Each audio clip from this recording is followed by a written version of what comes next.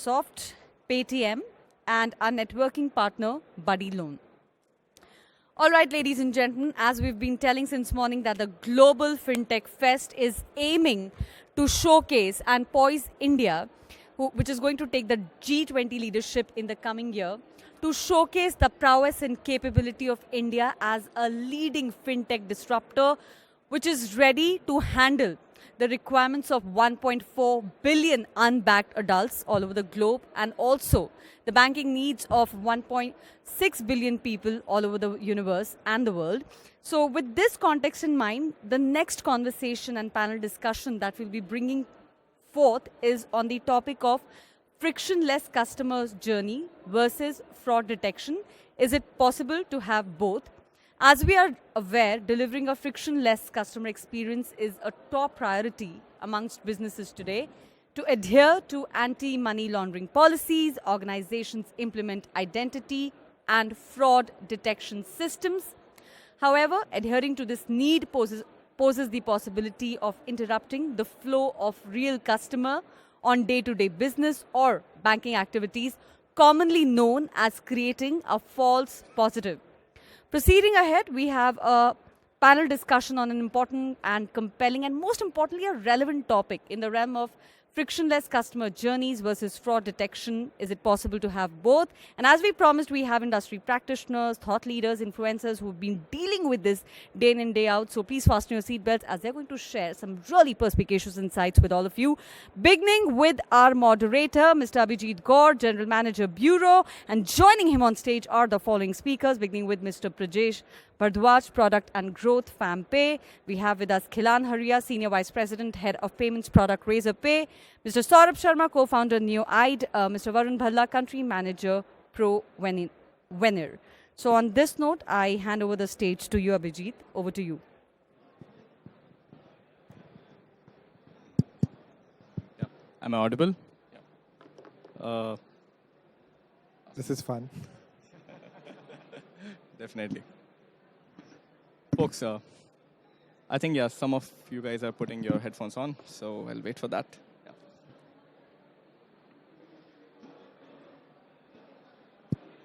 Yeah. Hi, can you hear me? You're audible, Khilan, yes. Yeah.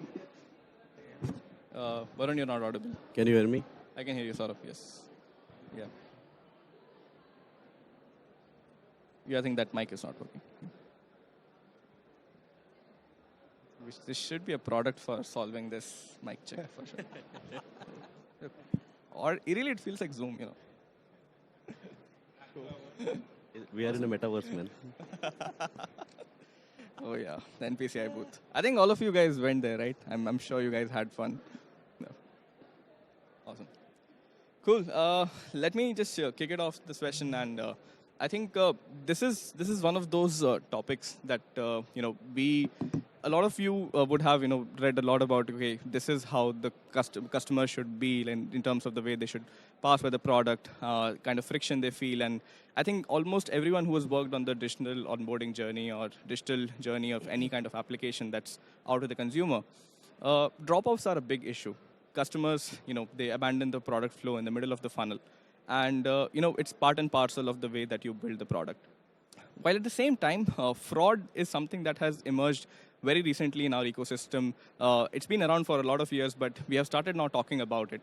And when you talk about the journey and the ease of the customer experience, there are two words that come to you. That is faster and simpler. But another word that's now into picture is secure. Like how secure is the journey, how safe is the customer feeling, and how safe is your business while the customers are interacting with you.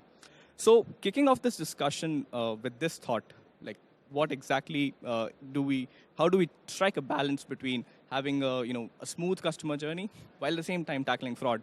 I would like to point my first question to my colleague Brijesh here. Now, Brijesh, you have extensively been working at FamPay, and you've worked in Dunzo, and with your experience working in these startups, like, is there a specific pattern, is there a specific insight that you can share with us that helps somebody understand this problem better? Like, and how difficult this problem is, and what a thin line that exists between like the kind of good customers and bad customers? Sure.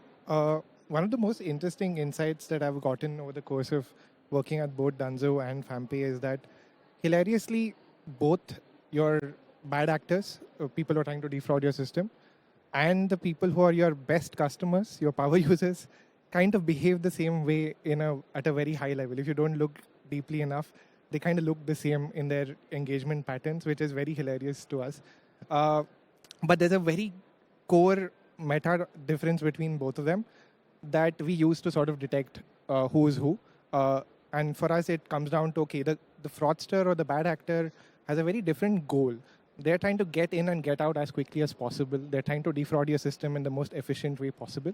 Whereas your best customers are curious, they're excited, they're exploring your app. And this is like the framework on which we try to identify what behaviors are pointing more towards efficiency and getting out of the system quickly, and what behaviors are sort of pointing towards curiosity and exploration. And that's how we sort of differentiate the two, sort of like bad actor versus like your good users. At FamPay, of course, there is one more trait that we sort of use.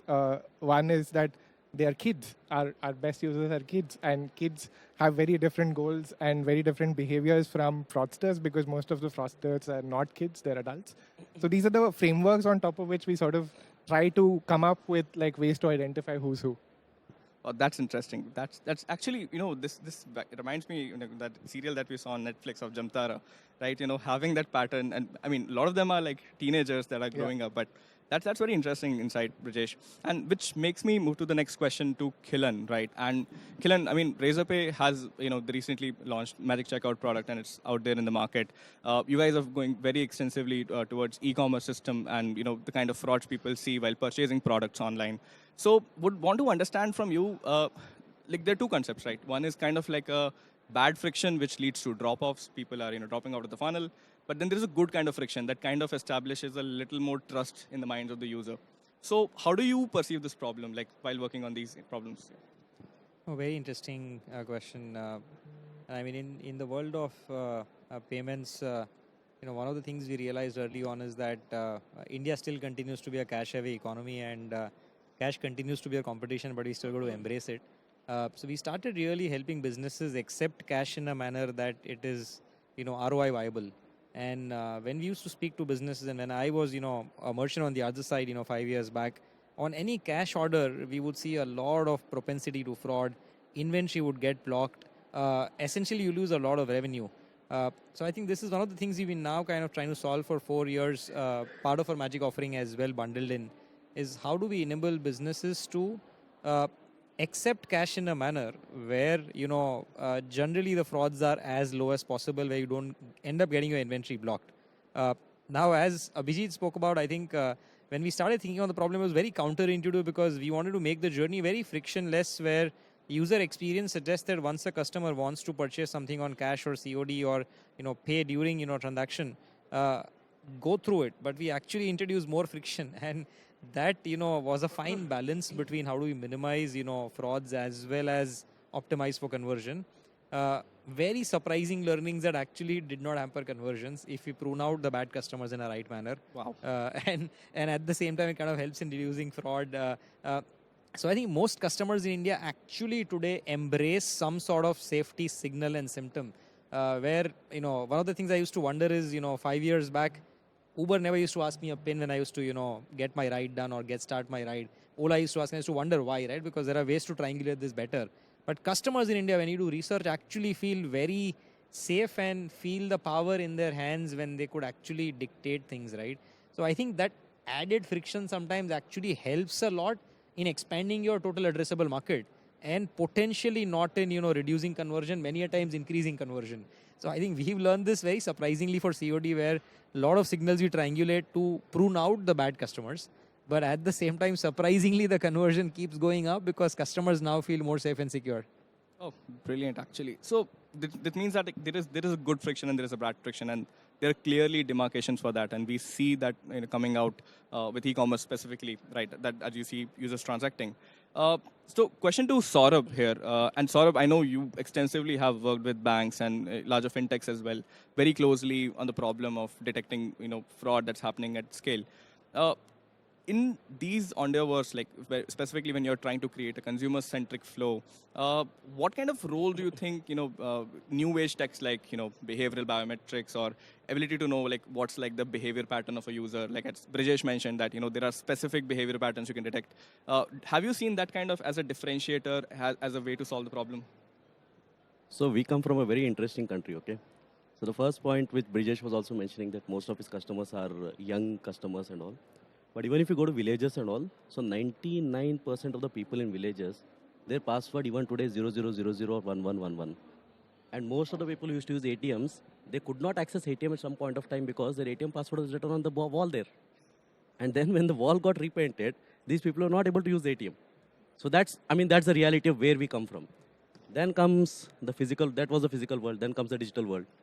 So when the digital world, like of course we have all been talking, the frauds are increasing day in and day out. And one very interesting concept or very interesting way what we looked at was, it's called authorized payment frauds. So what happens in authorized payment fraud, it's not the fraudster who's doing the fraud. It's I am doing the fraud and I am enabling the fraudster to get the fraud done from me. So meaning, so when I'm like, for example, then that's where the technology like behavioral biometrics comes in. So we look into multiple factors now. So we look into the cadence of typing. Like for example, typically your typing pattern is something A, B, C, D. So now your typing cadence has completely changed. It's not A, B, C, D anymore. So there's a lot of space in it. There's a lot of hesitancy in it. The pressure pattern changes. The way in which you're holding the phone, it changes. So that's one very critical pattern we look into. At the same time, for example, if you look into the way, like for example, there's a transaction happening, and the time of OTP, there's a call coming behind the scenes, and the call is repeating multiple times. So this is a very, very classic case of a phishing attack kind of which is happening. And these are the kind of signals we look into, and we kind of immediately tell the bank or immediately tell the fintech provider that there's a potential phishing or the potential fraud happening here, because the cadence of the customer authorizing this transaction has completely changed from his past behavior. I just like to want to add something to what he said. Just an example of behavioral patterns, right? So one of the things that we see in our best customers is that kids really love to customize their UPI ID. They really try to get the name that they want, like the character that they want, right? We don't see that in fraudsters. Fraudsters just want to like get rid of that, like get away from that step as quickly as humanly possible. But kids spend an inordinate amount of time trying to find like the right VPA that matches their persona, right?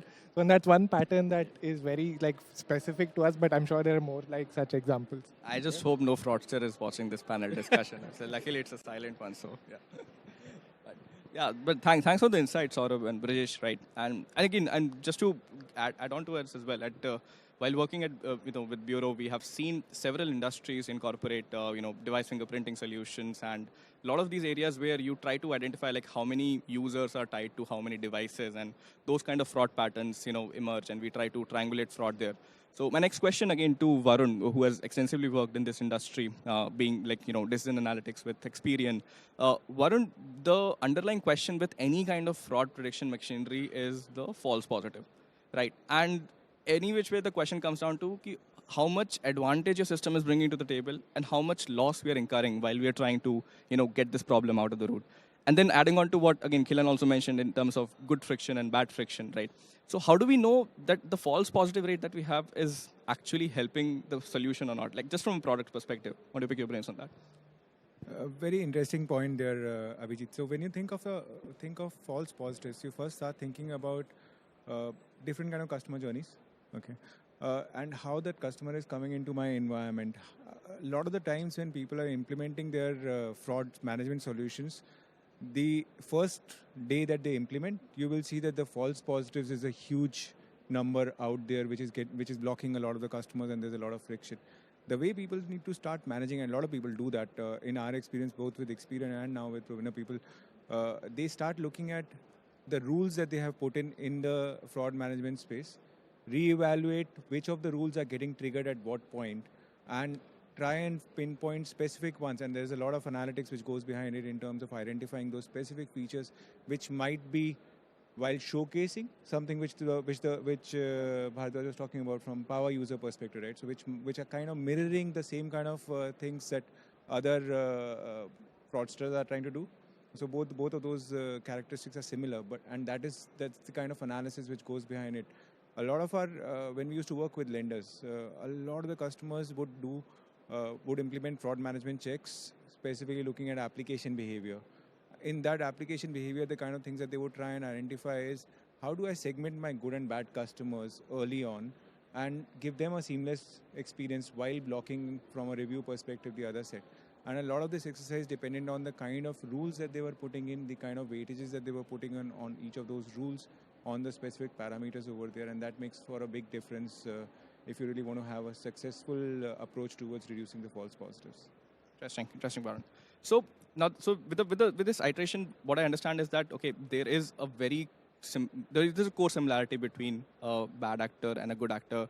Then there is a good kind of friction and there's a bad kind of friction. There are instances where you see some behavioral pattern emerging, and then there are ways to understand like how false positives are actually estimated and how would you build a framework in your head.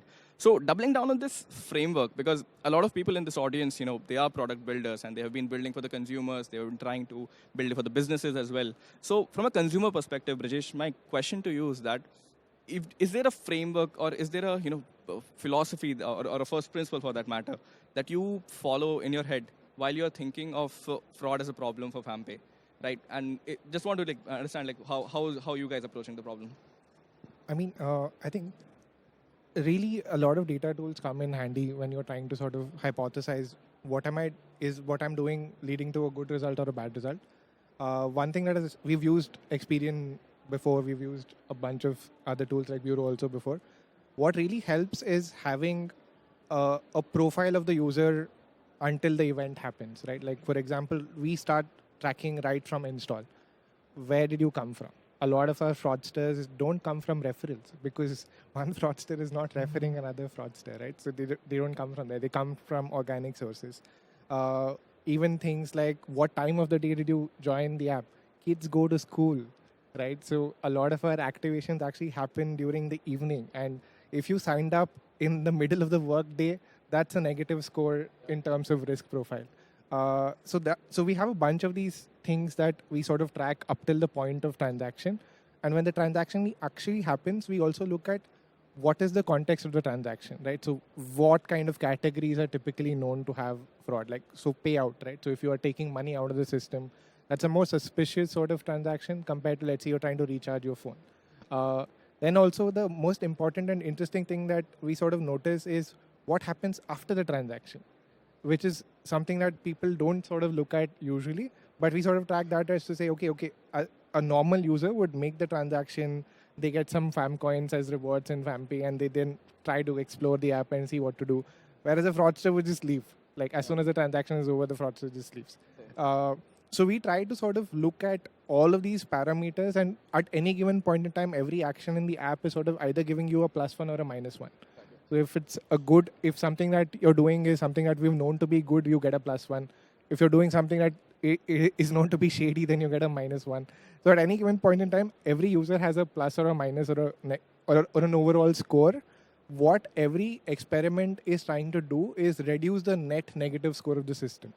So if you're trying to introduce a feature into the system, did that at an overall MTU level, did it reduce my system's negative score or not, is what I'm trying to track. The other interesting thing that I mentioned before is that, bad actors kind of look like good actors, and unless you're tracking the right sort of things. What we also try to look at is, yes, some features that you are going to build to control fraud will affect your best users. Yeah. But what we've noticed is that it affects engagement. Like, for example, it affects the transaction volume. What it does not affect is retention. A good user will never leave your platform because you put a restriction on, hey, look, you've done like 5 transactions today. Suddenly in the next, in 10 minutes, it looks kind of weird. As long as you're communicating clearly to them as to what you're trying to do and how you're trying to protect them, they don't leave, right? But that immediately deters fraudsters and makes your platform less interesting to them. If I start adding these like friction points, they're also quite a close-knit community from what I've seen. We are part of WhatsApp groups and Telegram groups with fraudsters. So we know how close-knit that community is. So when you start adding these friction points, you start seeing that, hey, we are becoming less and less interesting to them. And that's another way we sort of measure if like what we're doing is doing the right thing or not. And again, YouTube becomes your go-to. Yeah. Man. If there's a fraud, you'll know how to work that up for sure. Awesome. And again, so routing the same question to you, Khilan, but from a B2B2C spin, because as a fact, Razorpay now supports 10 lakh plus SMEs all and businesses all over India, right? And this is something that I want to know your perspective from, because with the scale that Razorpay has, ensuring that a business that is getting onboarded on Razorpay as a platform has to be sane as well. But at the same time, the business, how they're treating their customer has to be right as well. So you are actually having two layers of the same problem on your end. So I want to know your perspective, how you're thinking about it. No, I mean, I think the first job is to ensure that businesses who come on the platform are vetted, right? Because we are a regulated entity and we have to go through compliance and as well. So I think that, of course, builds in a lot of safeguard, right? Having said that, a lot of fraudsters get into stuff which looks like a genuine user, right? Which has all the genuine accounts where account names everything match, etc. Right? Sometimes they defraud end consumers, sometimes they do social proofing, all of that to still for people like us signify as genuine users. And I think that is where other signals similar to some of the examples Brijesh, Sourabh were sharing kind of come into play around the behavior of some of these folks. Where the origination is happening, is it looking like an anomaly versus a norm? The speed at which form is being filled, right? A lot of that is very unique and different when we see someone with a malicious intent. So I think the core aspect is to figure malicious intent, and then basis that we figure the level of access that we give to merchants and businesses. In many cases, we block it; it goes into manual review. So essentially, our purviews to figure basis the data you've given to us, while all of the data is validated from what regulator also has on your PAN, Aadhaar and multiple sources. Even after that, if there is a dispute that happens, we are financially liable. There's a brand reputation risk as well. So I think how do we, build in all the checks and balances, and also at the same time on the consumer side, enable this for businesses. Thankfully, India is a 2FA market. I think regulators saw this in 2009, and I remember when I was running a business, we thought, this is going to tank our conversion big time. First startup I was a part of. But yeah, I think the foresight was there that the, number of users who participating in the digital economy will really grow. So that's why you got, digitization from 0.9% 2009 to now, close to 10%. So only going to keep increasing. So I think 2FA really helps big time, which is a safeguard. And now, most transactions are under that purview, and now slowly we are seeing solutions being built out to bypass 2FA, but in a very secure fashion. Where networks, participants in the ecosystem, us issuers, everyone's trying to come together to find different ways to build it, and you will see more and more innovation where tap and pay is a great example, right? I mean, you're carrying your cards, you just tap a Wi-Fi card and go away, right? More and more of that will start happening online as well, where it is safe and secure. And slowly you will start seeing restrictions going away. But I think building that safety was very important. Cross-border is a different game though. And I think that's where 2FA is not there in many cases, right? And I remember a decade back when I was running an e-com platform for Yahoo, it used to be a cost of business. I mean, you got to assume that you get X percentage of disputes and fraud per sale, and it's baked into your business. So I think it's very similar for cross-border, that there is only so much folks can do, because now you're going to be varying between success rate and declines if you're doing international. I think for folks like us who've been in this now for 3-4 years doing cross-border, we really evolved and learned to find the right balance and to tilt towards declining or reducing frauds as much as possible, because businesses in India, if they are in the export business, they don't really understand disputes. So the mindset is different from a US business, and I was at Yahoo where the business knows its cost of business. Here it's like a 2-3% lower SR is acceptable compared to a higher dispute and a higher fraud per sale.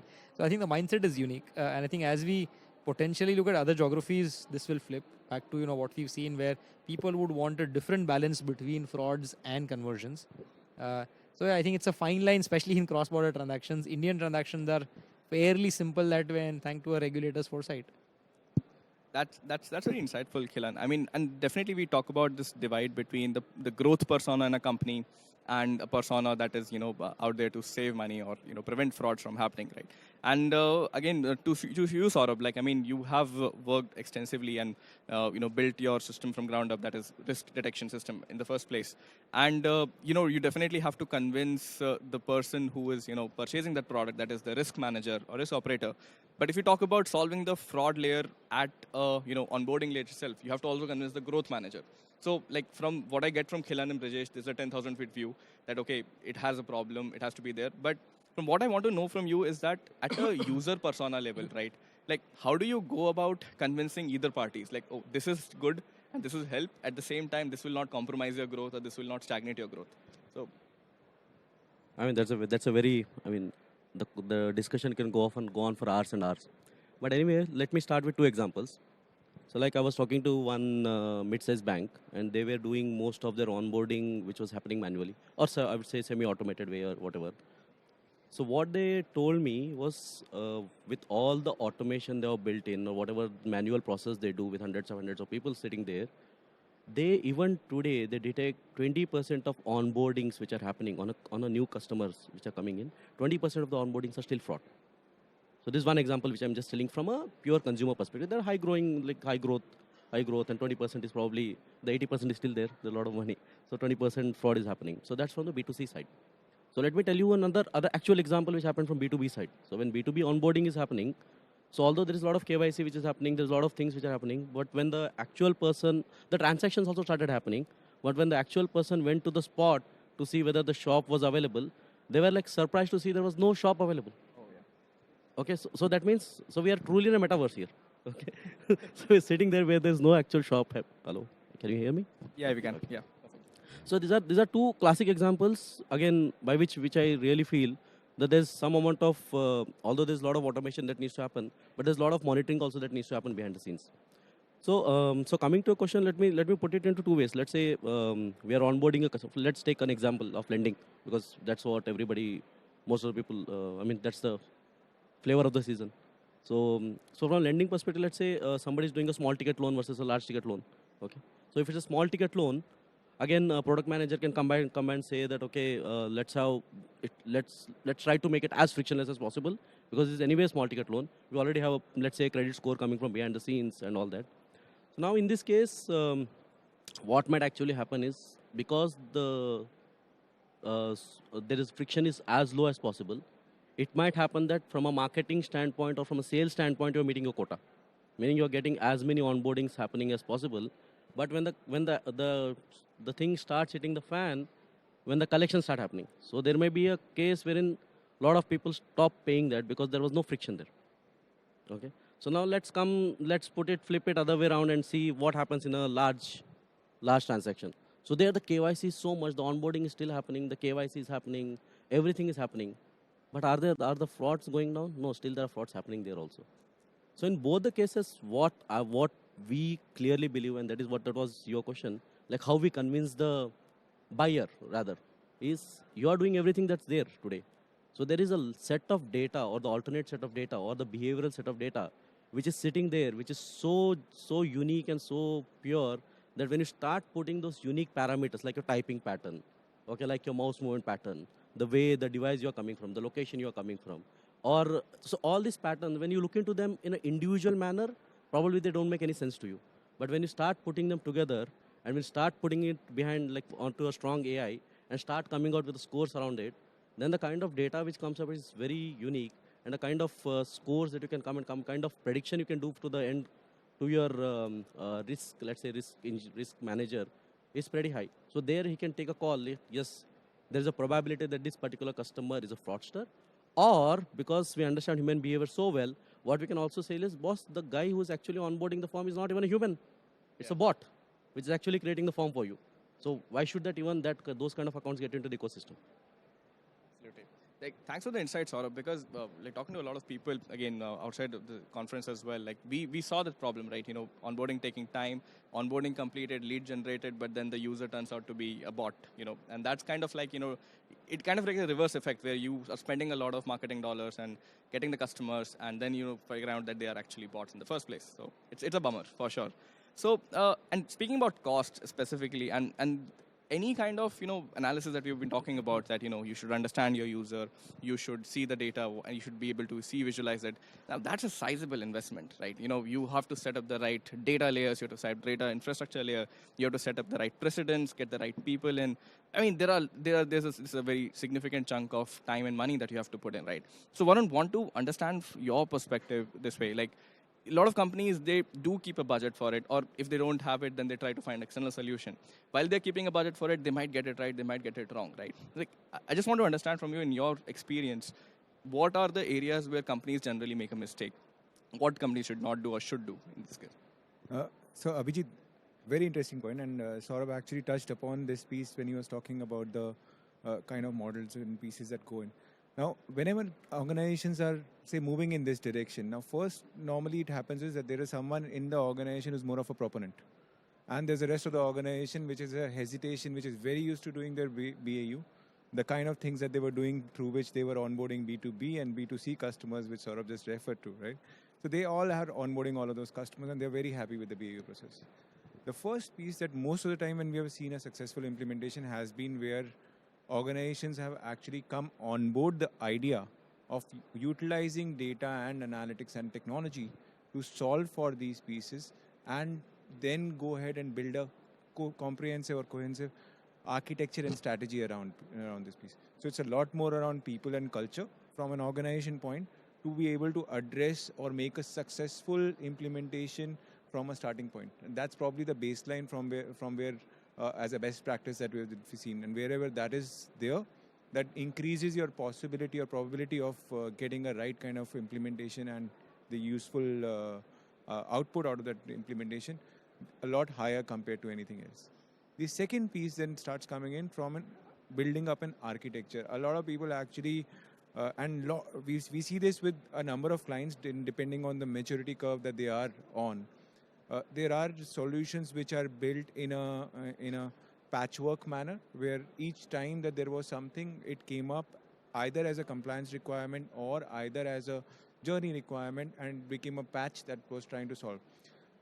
On the other side, when an organization looks at it holistically and tries to address and see how a fraud prevention exercise aligns with my customer experience, at the same time aligns with my customer acquisition strategy, and then put a architecture and strategy in place, makes for a very, very different journey.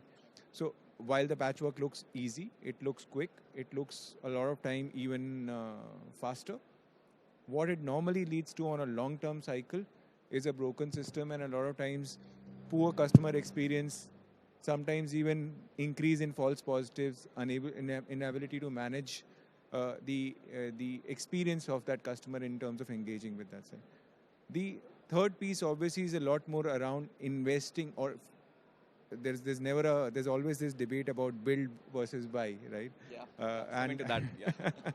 Yeah. But it is also about evaluating a lot of the stuff that is out there in the market. There's a reason why there are organizations which possibly spend years and years and years and millions of dollars in terms of R&D. And while, as I said, you can go ahead and build a lot of patchwork piece which will solve an immediate problem maybe at a startup. But if you are trying to build an organization which is there to scale and which is there to grow, there's a level of market intelligence and knowledge that we have seen successful organizations pick up very well. Those would be the three pieces that I would put across as best practice. I have an interesting story. So it's usually portrayed as, it's growth versus risk, right? Like these two people are shown to be always conflicting with each other. But if you've done growth for long enough, you sort of realize that the risk person is your best friend. At Dunzo, I remember having this conversation, and when we concluded that, look, I think the risk budget should just come from the growth budget, because if I don't solve this, all of the rewards that I'm giving and all the things that I'm trying to do to like improve conversion is just going to be eaten away by fraudsters. And tactically, I think the best thing that you can do as a company is make the growth person the same as the risk person. So that's like the quickest way to solve this debate. Yeah, and also a therapist, For reals. I think, in the interest of time, I'll bring this discussion to conclusion and open the floor for any questions to all the panelists. We started off by discussing like, okay, how a good user differs from a bad user. Is it a good friction or a bad friction? We delved into like, different aspects of how companies visualize fraud, tackle fraud, different new techniques and new technologies that are coming in. We also delved into the user personas that surround a company, which make this decision, like how different companies, B2B and B2C, perceive these problems in their own. And we finally concluded again with Varun's example on how to basically, what kind of framework and mindset somebody has to have when you're making a build versus buy decision on this. So I would, open the questions for anyone in the audience if you'd had for our esteemed panelists. I see a hand there. Can we just get the mic there? Yeah. Sorry, we can't hear you. No. How about now? Yeah. Yep, perfect. Hi guys, what's up? My name is Sachin Ramchandani. In fact, my question was for Sourabh. Sourabh, you were talking about behavioral biometrics, right? And I think that's very interesting because, I'm building a platform and I think that would definitely be a solution we were looking for. And it actually addresses a huge problem for us. So I want to know that, I'll definitely come see you once this is over to ask you how your product can apply to us. But besides that, I want to ask in the behavioral biometric space, or even apart from that, what other innovations do you see, coming up in that side? So I was first asking Abhijeet, like he was asking me with the buyer needs to have money, okay? I'm coming and talking to you for that. 110%, I'm here with you, my friend. Sorry for that. But let me just come to that. Like we have been watching movies and all. So most of us have been growing up on Mission Impossible. Most of us have been growing up on X-Men, for example, Professor. Okay, Right. and most of these things are no more X-Men and no more MI. Like for example, the gate pattern, the walking pattern, which was there in MI2, MI3, whichever. Yeah, where So the body was like being mapped, right? exactly. So at that point of time, it was camera technology which was used, and there were multiple cameras, the 7 or 8 cameras lying around, and those cameras were monitoring you. But now come to behavioral biometrics. So if your mobile is sitting in your pocket, and if you are monitoring your gait pattern, let's say, then your Correct. gait pattern becomes actually your identity. Oh, wow, And that's that unbelievable, huh? absolutely. So that gate pattern can be used to, let's say, give you a priority into your apartment. Let's say, okay, that was one of the case that we were trying to talk to. And even one classic example where you can prevent frauds, because it's a fraud session, is the gate pattern can be used, and your laptop can open only when your gate pattern or you are very near to your laptop. Until then, the laptop will not even open. So that was something which we did and which we also showed to a lot of people out there. So this is one example. And then there are a lot of things, like for example, I've heard US military working on heartbeat pattern, and they can detect a person's heartbeat from as far as a kilometer or 5 kilometers away. So I don't know the right range, but it's definitely in kilometers. So from a kilometer range, they can detect a person's heartbeat, and they can detect that this is this particular person. Okay, so this is something a work in progress. That's really cool. And then coming to Professor X, past thoughts or your thoughts which are in your mind are no more. So there are a lot of universities working on your past thoughts. So your past thoughts actually become your credentials. So I have a lot of work into it. So I don't know when we'll start building some of them, but gate pattern is something we are definitely start working on. That's super impressive. We should definitely connect after this. Sure, Sachin. Suddenly want to remove my Apple Watch. Yeah, totes. This I sounds think like we a all plot need of to MI remove all movie our first. devices, guys. But that's protecting you, okay?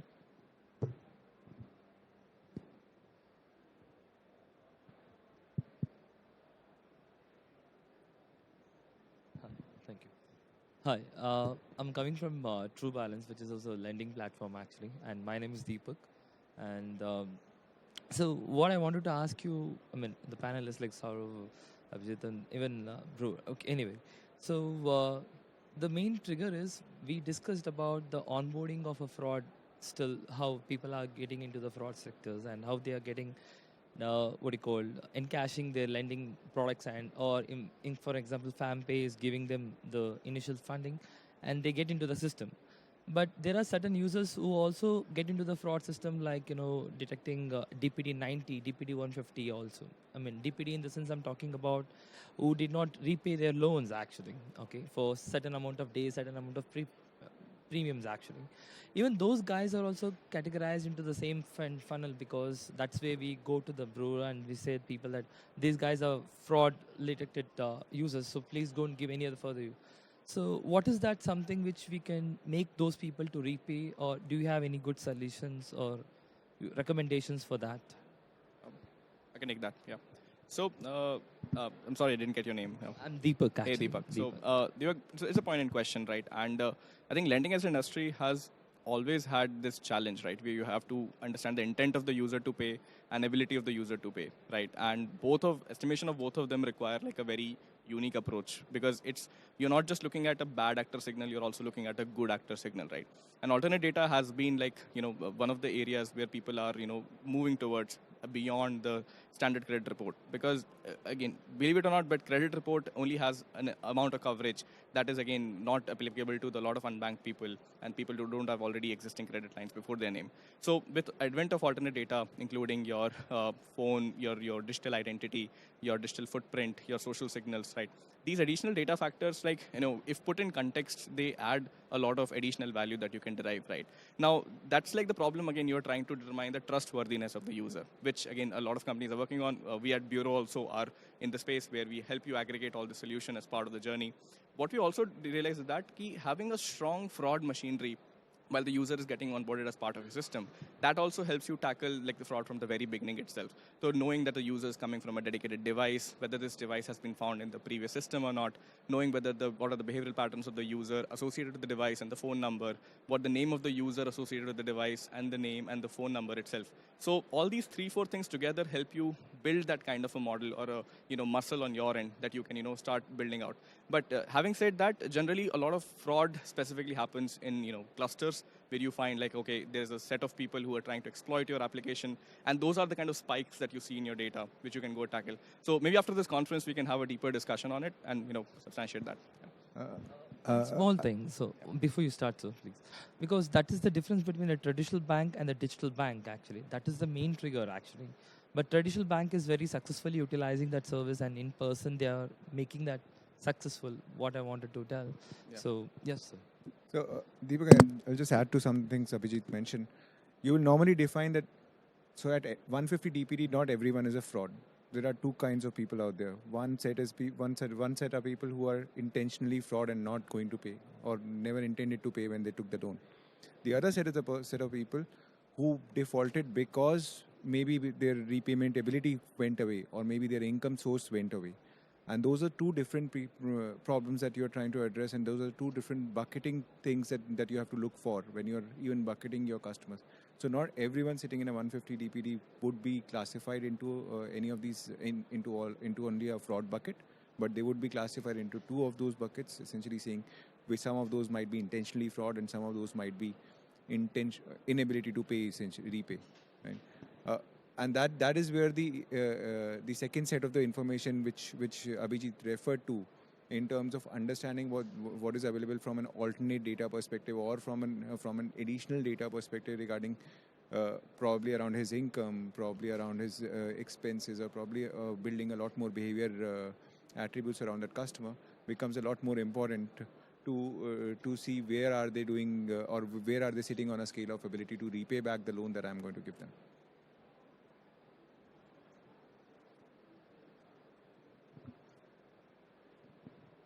Hi, my question is for FamPay and Razorpay. When you're looking at third-party tools to integrate and figure out like fraudsters, what are some of the top tools that you have experienced and found to be good? Is this the time where I plug you? Is this it? Yeah, totally not staged.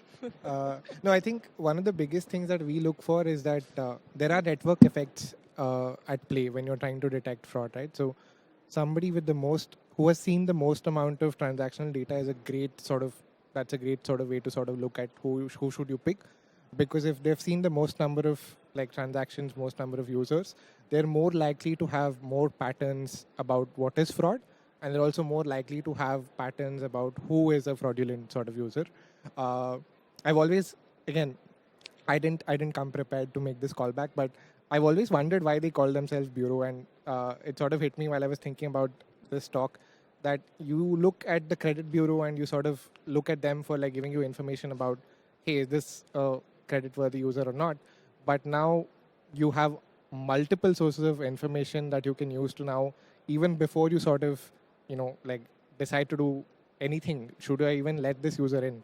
You have so much information about the user that you can sort of look for and then decide, should I even let this person in? So I think one of the key sort of things we look for in partners is that what is your scale? Like, and it's a chicken and egg problem for them because buyers are like asking them to like say, show me scale. And on the other side, they're like, okay, we need people to sort of give us scale before we start showing you scale. So, but yeah, that's something that we look for when we are trying to buy. I mean, at our scale, we generally prefer to build a lot of this in-house, given the number of users we've seen and the patterns and all of it. But specific cases, we do still use third-party tools, case by case, such as, trying to understand whether the merchant is in the right business category that is, something we would want to service, right? Bunch of that we try out, we understand, again, look at folks who've seen bunch of data, who've done work around that to prove some accuracy and all. But many of this at the scale at which we are hitting now, with the number of merchants and the number of consumers on both sides of the networks that we see, we prefer to build most of these systems now in-house and, write algorithms on our own to keep learning and keep iterating. So over time, as you scale, I think many of these you are going to start doing, especially if you got the data prowess. If you don't have the data prowess, then I think it's great to rely on folks who will help you augment a lot of that. And I think the challenge on data augmentation is going to be data privacy laws. A lot of that is going to become tougher and tougher. It's not going to go away with consent, with the many other ways, etc. So I think small nutshell about how we operate. Happy to share more offline.